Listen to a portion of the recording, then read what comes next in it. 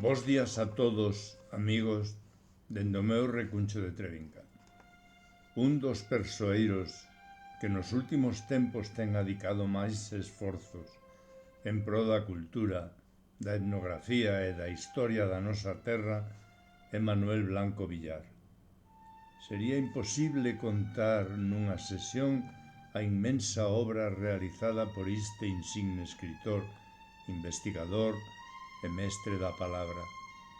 Gran recuperador da nosa historia dende tempos moi pretéritos para coñecer minimamente o que este home leva feito no eido da cultura, resulta imprescindible visitar a aldea Museo de Codeseda, a casa do patrón.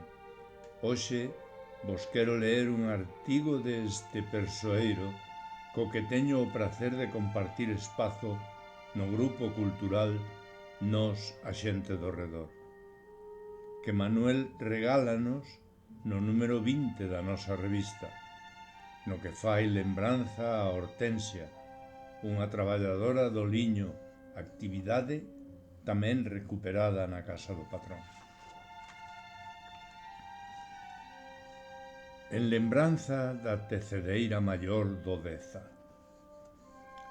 Compre recordar que a fibra procedente do liño, xunto coa lá de ovella, foron os dous materiais cos que se fabricou a práctica totalidade das vestimentas do pobo galego durante séculos.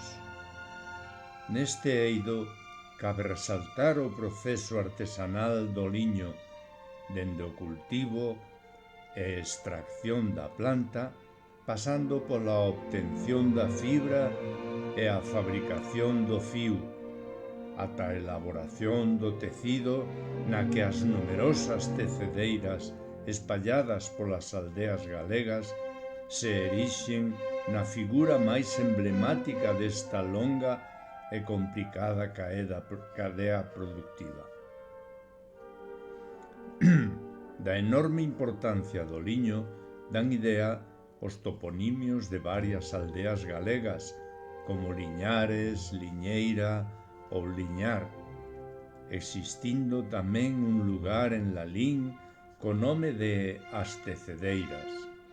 A honra deste meritorio oficio de artesanía que chegou a ser moi valorado pola gran especialización que require a súa calidade dos seus traballos.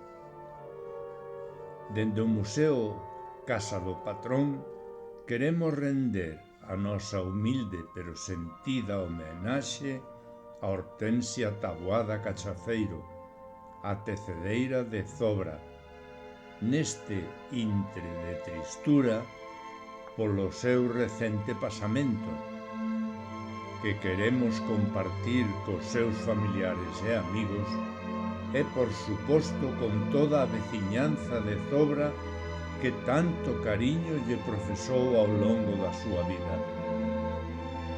Queridos amigos, continuade car nosa revista nas mans a lectura deste artigo que é realmente unha maravilla de explicación das nosas costumes.